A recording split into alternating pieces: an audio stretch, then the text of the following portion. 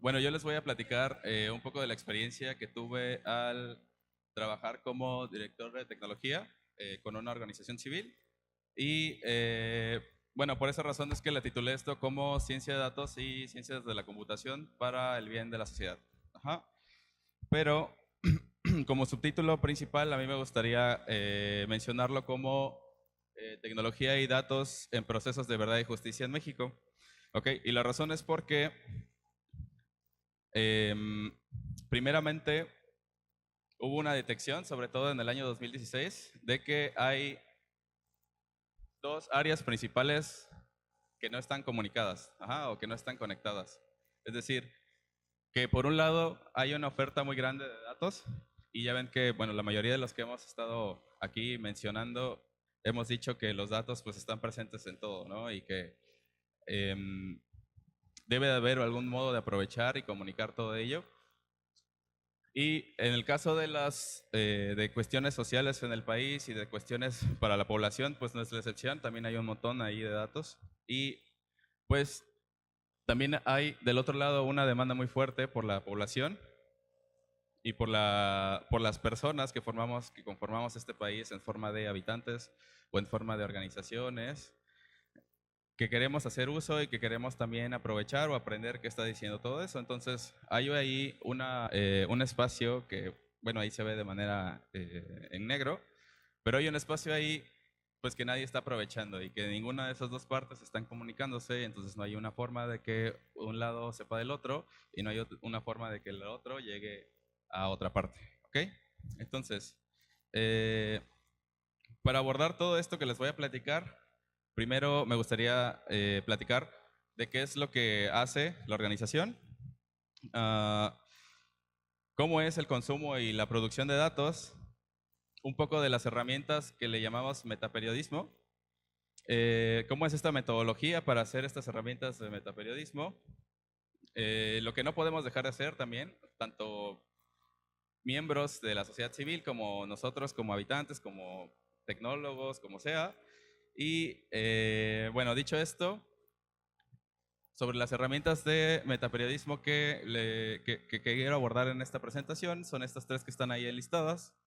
Y bueno, como les decía, para poder hacer esta conexión, el primer proyecto que me gustaría mencionarles es uno que tiene que ver con una situación pues algo delicada o sensible que pues ya tiene una serie de años que está sobre todo incrementando en nuestro país y tiene que ver con este movimiento o este fenómeno de desaparición en México, ¿ok? De personas desaparecidas.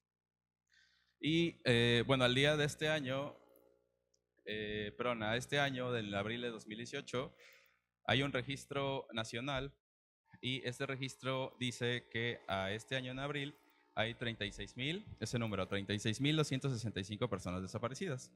Entonces, es una base de datos oficial y es una base de datos que está publicada por parte de la Secretaría de Gobernación. ¿Y cómo funciona? Bueno, funciona porque esta base de datos tiene lo que se le conoce como dos fueros, que es el fuero común y el fuero federal.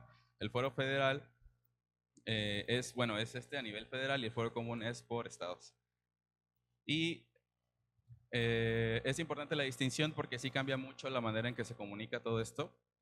También no, ha habido más compañeros que han mencionado la importancia de cómo comunicar los datos y el lenguaje y todo eso. Y bueno, este es un espacio donde se puede notar muy bien la diferencia entre comunicar lo que es federal y comunicar lo que no es federal, que es lo que le conocen como el fuero común. Ajá. Y la manera en la que funciona es que hay de dos opciones para el fuero común. En el caso del fuero común, uno es que tú haces la descarga directa y la otra es que tú haces una consulta pública. En el caso de la consulta, bueno, tanto la consulta pública como la consulta directa, tú al buscar a una persona, porque para eso es esto, tú buscas a una persona y la persona no, bueno, una vez que la buscas, los datos que te muestra de esa persona en realidad no traen ningún nombre.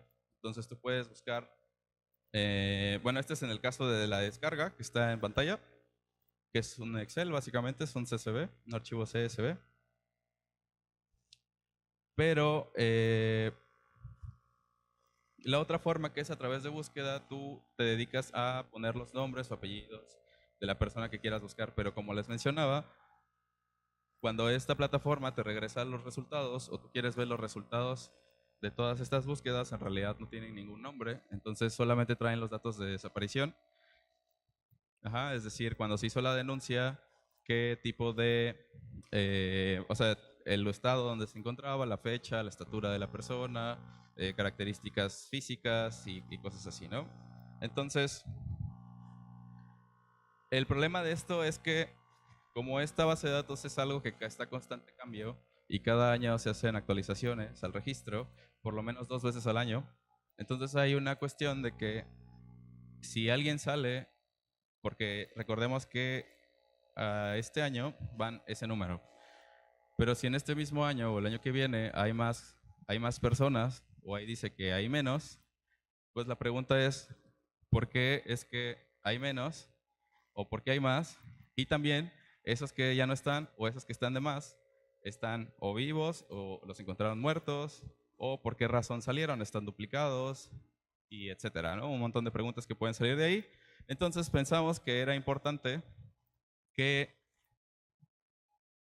se publicaran estos nombres para que entonces esos renglones ya hicieran sentido y ya entonces representaran como tal a una persona y pudiéramos saber si esa persona sale del registro y si sale del registro, ¿por qué sale? Sale porque ya sea que, como lo mencioné, que está viva o que está muerta o que está duplicado su registro, porque también hay casos de duplicados y sale varias veces un mismo renglón. Ajá. Entonces,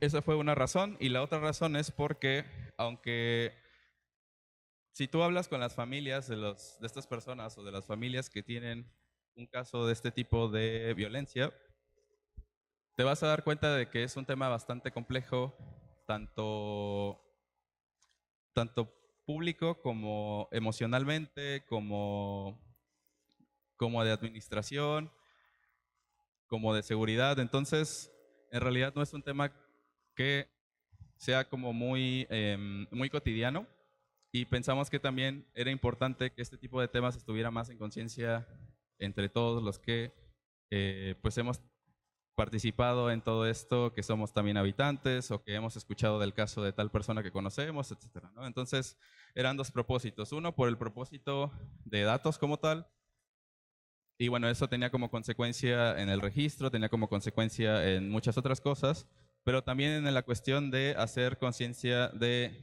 esta situación que está todavía cada vez en mayor crecimiento. Y bueno, dicho eso, la forma en la que se hizo o la forma en la que se logró ponerle nombres, porque ese era el objetivo, o sea, publicar la lista completa de nombres, bueno, eso se hizo a través de la misma base de datos o de la misma plataforma que está en línea, que les mencionaba que está administrada por la Secretaría de Gobernación.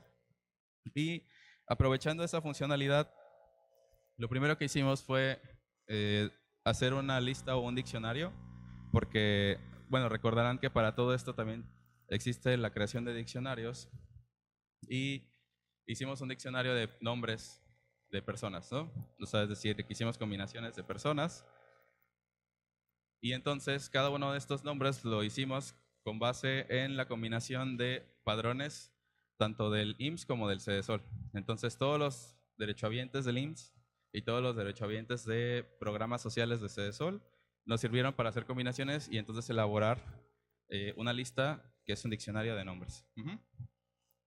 Bueno, y después de esto, pues nombre por nombre, pero no solamente el nombre completo, sino parte del nombre, es decir, el nombre, el apellido y todo, uno por uno se fueron haciendo consultas a esta plataforma y con ello, al buscar nombre por nombre y apellido por apellido y etcétera, empezamos a descargar la base de datos de solamente ese nombre, de ese apellido, porque recuerden que esta plataforma tú puedes poner el nombre de alguien, por ejemplo yo puedo poner el nombre Jorge y me va a descargar todos los Jorges. Pero todos estos renglones de Jorge no van a tener nombre, solamente van a tener la información de todos esos Jorges en el momento de desaparición. Y, y lo mismo para el resto de mis nombres y el resto de mis apellidos. Ajá. Entonces así, por cada nombre y por cada parte del nombre, se empezó a hacer toda esta consulta. Y cada nombre es una base de datos como tal, porque cada nombre y cada búsqueda que tú haces te regresa un archivo. Entonces solamente te regresa la base de datos, entre comillas, de solamente ese nombre o ese apellido, lo que sea que busques. Ajá. Entonces, buscando uno por uno, empezamos a descargar bases de datos parciales y después que ya estaba todo eso, empezar a identificar renglón por renglón todas las líneas que estuvieran únicas, o sea, dentro de las bases de datos individuales, y empezar a juntar los que fueran únicos entre todas ellas, para que todas ellas juntas empezaran a coincidir en nombre, en apellido y en todo eso. ¿Ok? Entonces, ¿cuál fue el resultado de todo esto? Pues después de estar probando muchas técnicas, tanto para la obtención de los datos, porque el primer reto pues, fue construir el diccionario de nombres, entonces ¿de dónde sacamos los datos? O sea, ¿de dónde sacamos una megalista de nombres? ¿Y dónde empezamos a buscar? Y si lo buscamos y nos las ponen difícil, ¿cómo le damos la vuelta para poder descargarlo? Es decir, ¿cómo entramos al IMSS y descargamos su base de datos de derechohabientes? ¿Cómo empezamos a combinarlos de tal modo que no se tarde meses en crear el diccionario, sino que se cree horas o días? Después, ¿cómo hacemos automático toda esta descarga de nombres y esta base de datos nombre por nombre, apellido por apellido? Porque al final resultaron ser miles de nombres, 200,000, 300,000 nombres, 300,000 apellidos y luego la combinación entre ellos, únicas y así. Entonces, ¿cómo automatizar todo eso? Pero que tampoco se tarde muchos meses, sino que se tarde días o semanas. Y después de hacer eso, pues cómo también identificar cada renglón de manera única para poder empatar todos los renglones dentro de todas las bases de datos y empezar a formar bases de datos de cosas que eran únicas y después empezar a construir nombres. Entonces, después de todo eso, el resultado fue que sí logramos identificar, en ese entonces eran 32,300 nombres. Eso fue en el 2016 y en el 2017, perdón. Y después de que se obtuvieron los nombres, pues solamente estaban esos datos.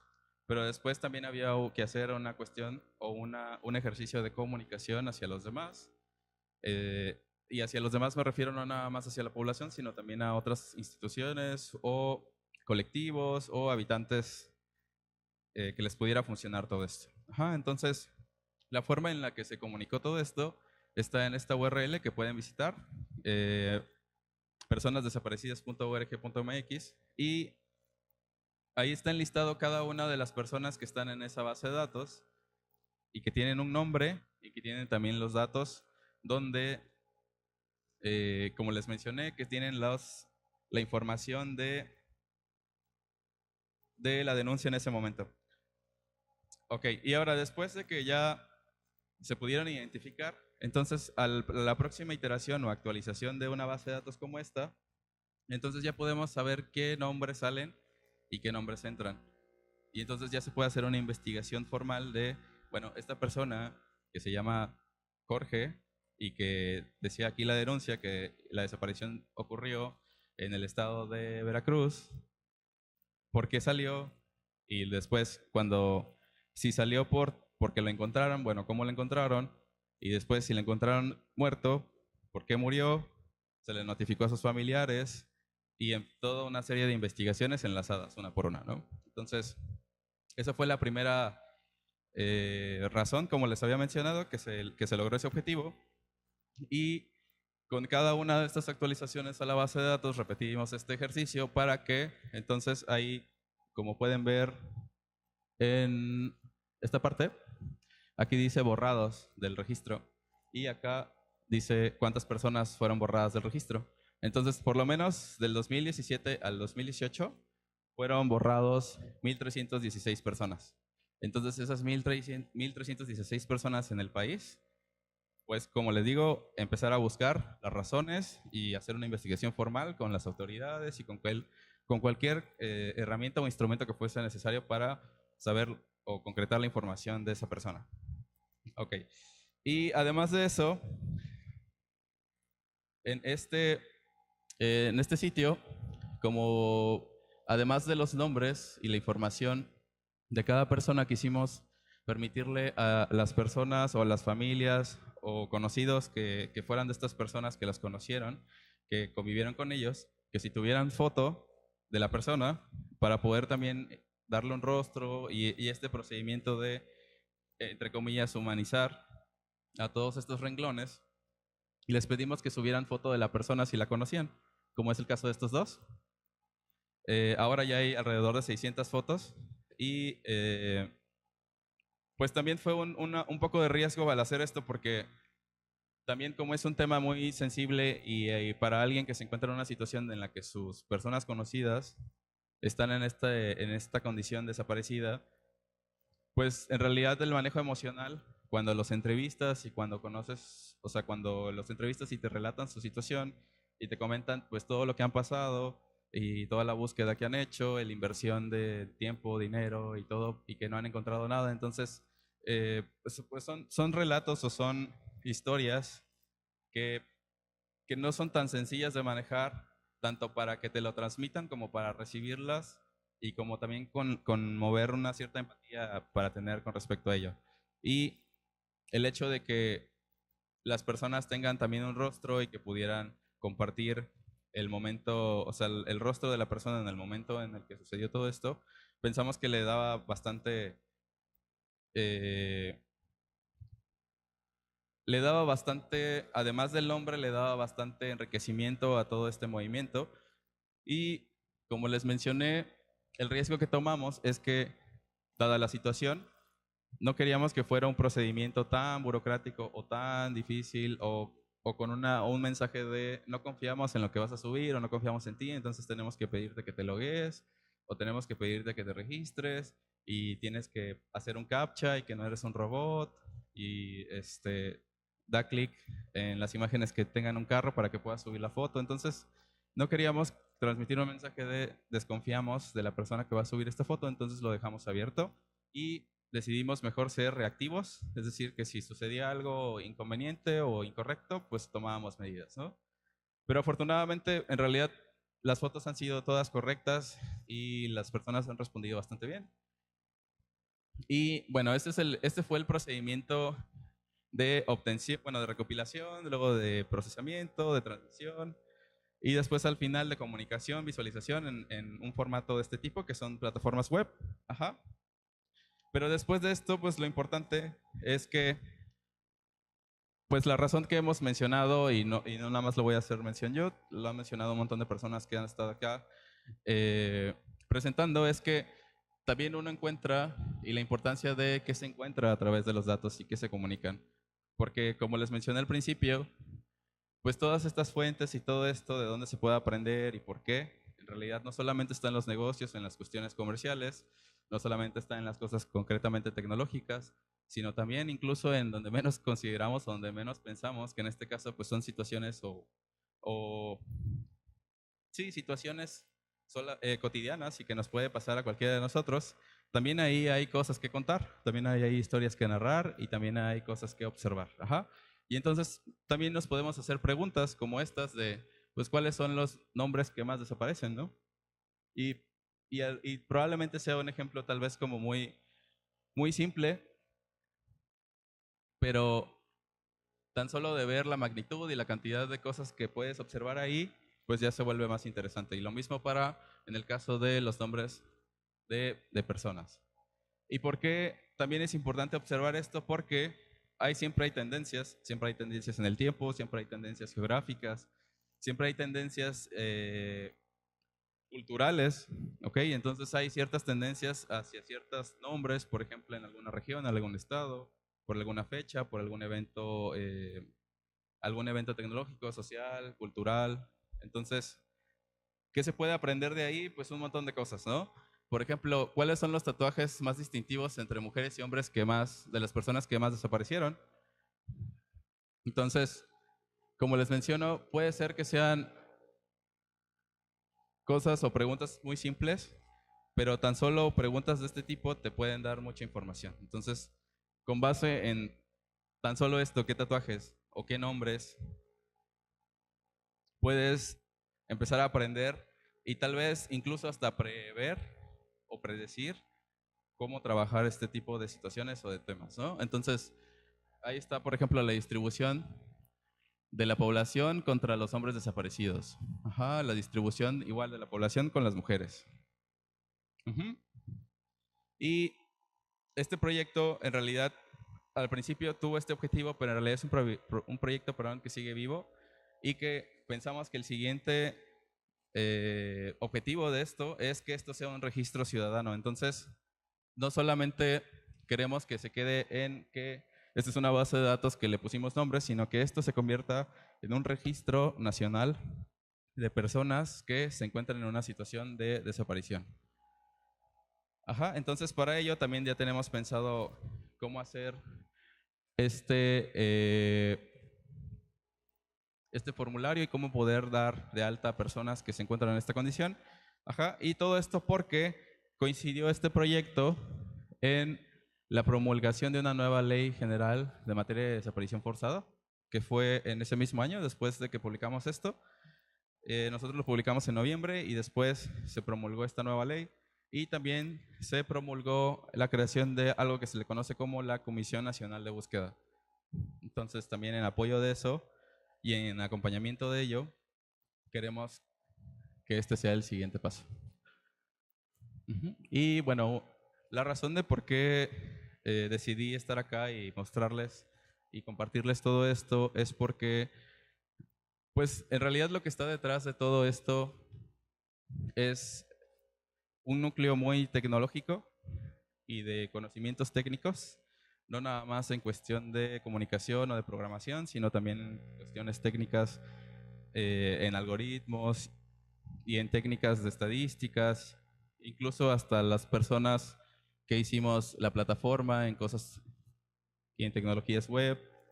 Entonces, la razón por la que les comparto, por la que quise compartir estas experiencias, que este es el primero, ahora vamos a compartir otros, pero la razón es porque la tecnología y todas estas herramientas no solamente están centradas o funcionan en cuestiones de alto performance o industrias como muy tecnológicas o giros muy tecnológicos.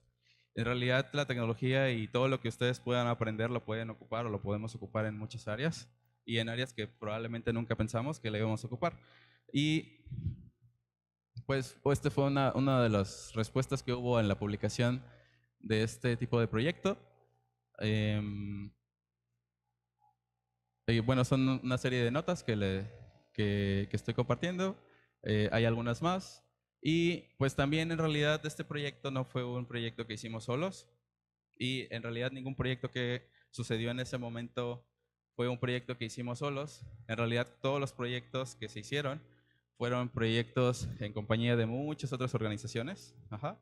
Y pues tan solo por parte de la organización, pues solamente fue un acompañamiento técnico, pero en realidad pues toca trabajar con periodistas, toca trabajar eh, con abogados, toca trabajar con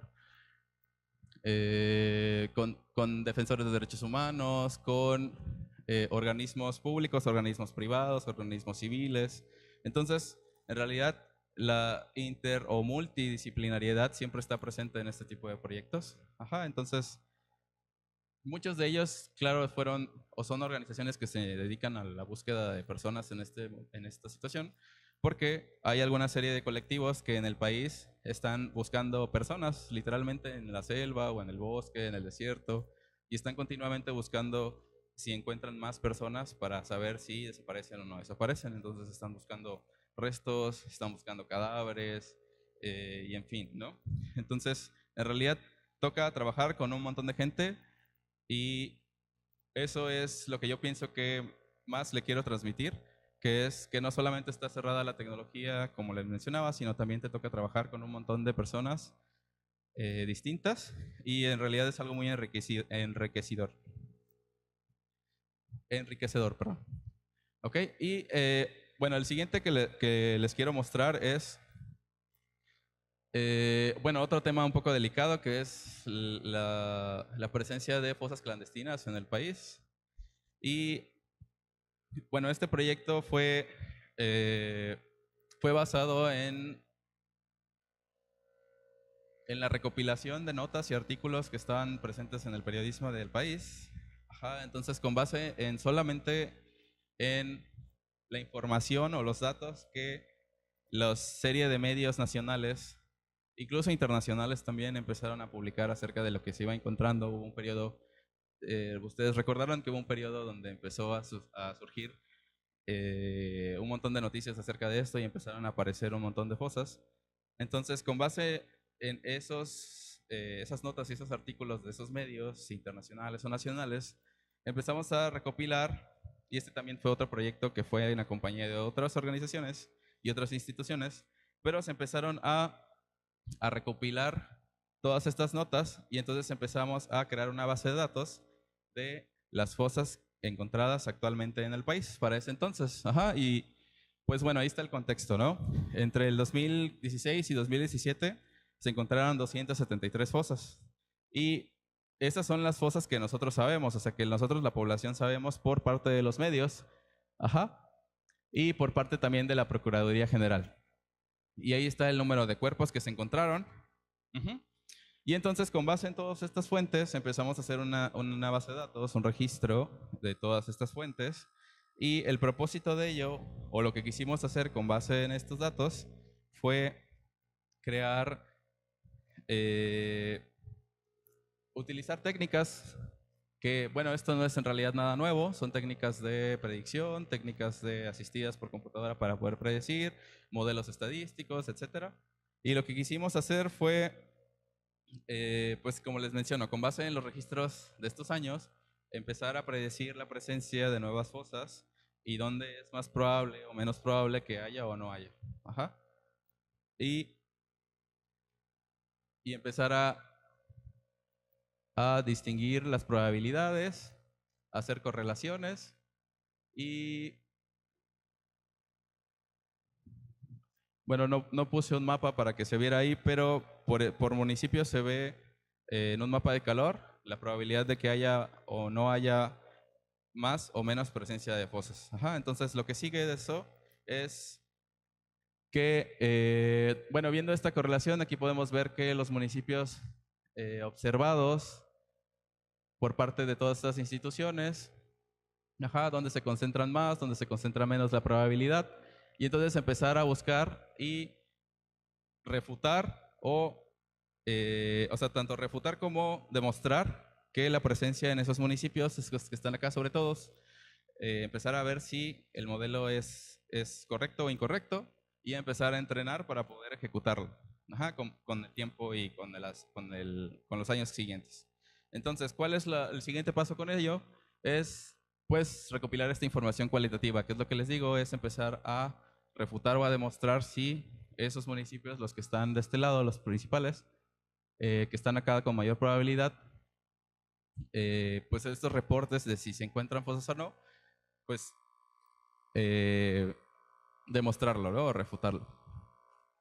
Entonces, este es el análisis que sigue por parte de esto y como les mencionaba, tampoco es un proyecto que hayamos hecho en solitario, también fue un ejercicio bastante acompañado y pues la parte que nos tocó a nosotros fue la parte técnica. Ajá. Y el tercero que me gustaría platicarles es este, que, bueno, este tiene su nombre porque hay una plataforma o un sistema que utiliza también, sobre todo, bueno, ahora es la Secretaría de la Función Pública la que se administra y es responsable de ello, pero bueno, probablemente ya muchos han escuchado este de Claranet, que es una plataforma donde los funcionarios federales hacen pública su declaración, es decir, todos, en mayo de 2000, perdón, en mayo de todos los años, todos los funcionarios están obligados a hacer una declaración patrimonial y la declaración patrimonial incluye toda la información en bienes muebles, inmuebles, en adeudos, información académica, información laboral, etcétera. Y todo lo publican acá. Y esta plataforma, como les menciono, está administrada por la Secretaría de la Función Pública y cómo funciona, bueno, una vez que ya están arriba los datos y que cada funcionario hizo su declaración, nosotros tenemos acceso a este sitio web que funciona así. Bueno, uno entra a esta URL, ajá, le muestra este mensaje y después en esta pantalla uno puede poner ahí los nombres o el RFC del funcionario que conoce Y cuando lo busca, por ejemplo, aquí el presidente, viene aquí el resultado, uno le da clic y empiezan aquí a mostrarse todas las declaraciones de esta persona, ¿no? Y su información patrimonial por cada año. Ajá. Y cuando le das clic a cada uno de ellos, te muestra este archivo, que es un archivo PDF, como pueden ver, y con toda la información. Ajá. Entonces, el problema de ello es que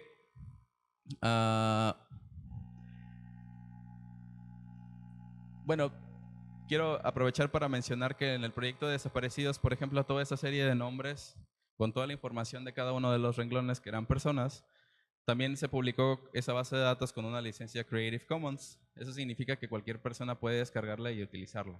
Ajá, y fue lo que hicieron los medios y los periodistas y cualquier persona que quisiera investigar sobre ello. Y para hacer, bueno, para publicar información como la de los tatuajes, como la de los nombres y la información que ellos consideraron o que encontraran en esta base de datos. Y, eh, y eso lo menciono porque en este caso es algo que no sucede con esta base. Esa base de datos está en formato PDF. Eso significa que las personas no pueden tomar esos datos y aprender de ellos como la base de datos que les acabo de mencionar, de los desaparecidos, y nos propusimos a hacer ese trabajo. Ajá, pero la idea no surgió como tal de este deseo de querer hacer ese trabajo, sino que en el 2017 a finales una persona quiso obtener estos datos para hacer una investigación y ver qué encontraba de estos datos.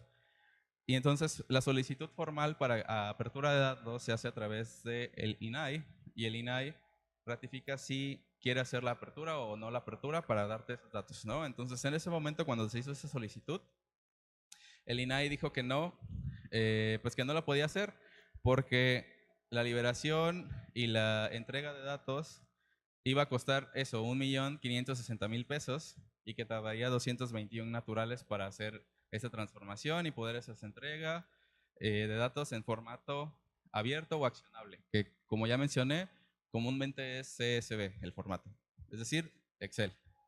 Ajá. Y esa fue la nota de resultado que niega dar las declaraciones. Ujú. Con esta justificación, que es la del precio y la de la duración de tiempo.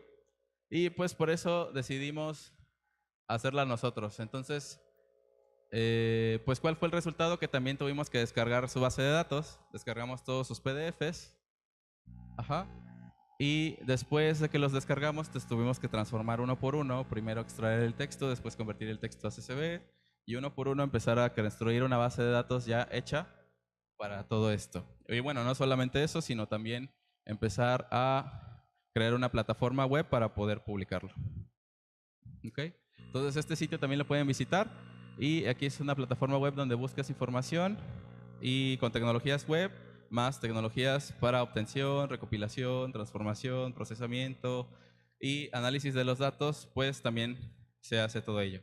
Y pues información que pudimos encontrar, pues todas estas conclusiones, así como con las otras bases de datos, que esto es en realidad la importancia de por qué deben de estar esos datos. Pero bueno, para llegar a todo ello y todas estas conclusiones, pues primero hay que pasar por todo un procedimiento de obtención, transformación, procesamiento, análisis, publicación, comunicación y después interpretación de los datos. ¿Ok? Y bueno, como les mencionaba, la importancia de por qué estoy aquí, o lo que me gustaría que se llevaran, es que siempre hay estos dos, como les mencionaba en la imagen de la primera que puse, que siempre están dos lados. Ajá. Datos que se quieren comunicar y personas que saben mucho de tecnología pero que no saben comunicar. Ajá, o que no saben contar historias. Entonces lo que queremos es estar en medio de todo ello para que hacer que esto suceda y que estas dos partes se comuniquen. Ajá. Y bueno, esta es la experiencia que les quiero compartir de haciendo estos proyectos el año pasado y parte de este año. Y pues todo esto es completamente interdisciplinario por la razón de que se necesita todo este uso de tecnologías y toda esta serie de roles. Ajá. Entonces, la tecnología como tal no sucede de manera aislada, siempre es parte de un todo complejo y un todo completo. Entonces, pues yo los invito a que tengan esta conciencia y pues que no se dediquen solamente a este tipo de giros o de responsabilidades, sino que piensen cómo pueden ustedes aprovechar este conocimiento que están adquiriendo y sobre todo dónde lo pueden utilizar, porque como ya les vengo a decir, pues no solamente está en el lado de los celulares o en el lado de las computadoras, sino en realidad puede tener una repercusión bastante positiva y sobre todo una experiencia muy enriquecedora con un montón de tipos de perfiles y de personas que, pues que todas, aunque tenemos distintos tipos de experiencia y conocimiento, en realidad pues todas somos parte de este mismo país y estoy seguro que de todo podemos aprender y todos nos pueden ayudar a un objetivo en común que nosotros nos propongamos. Yo pienso que eso es lo más importante de poder aportar de manera tecnológica, conocimiento técnico, con todo lo que hemos aprendido y con todo lo que sabemos. Y bueno, dicho eso, pues les agradezco su atención y eso es todo. Muchas gracias. Fuerte aplauso para Jorge. Pasamos a un par de preguntas. ¿Hay preguntas, muchachos? ¿Comentarios? ¿Dudas? ¿Felicitaciones? ¿No? Sí.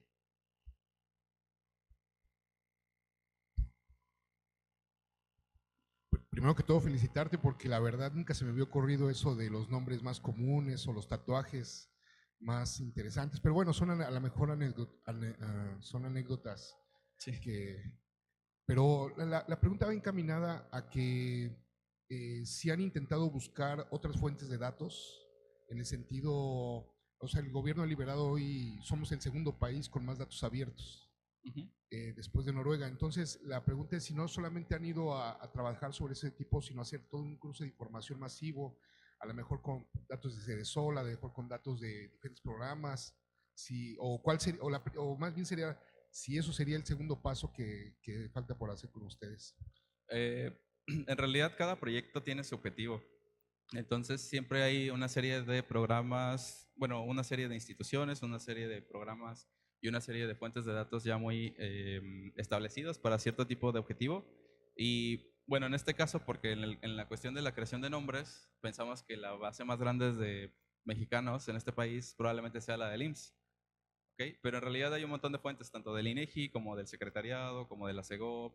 eh, y bueno, estas son fuentes públicas, pero si no hay fuentes públicas, habría que hacer un mecanismo para obtención de datos. Y la obtención de datos se tiene que hacer a través de encuestas, se tiene que hacer a través de formularios, de entrevistas, de testimonios.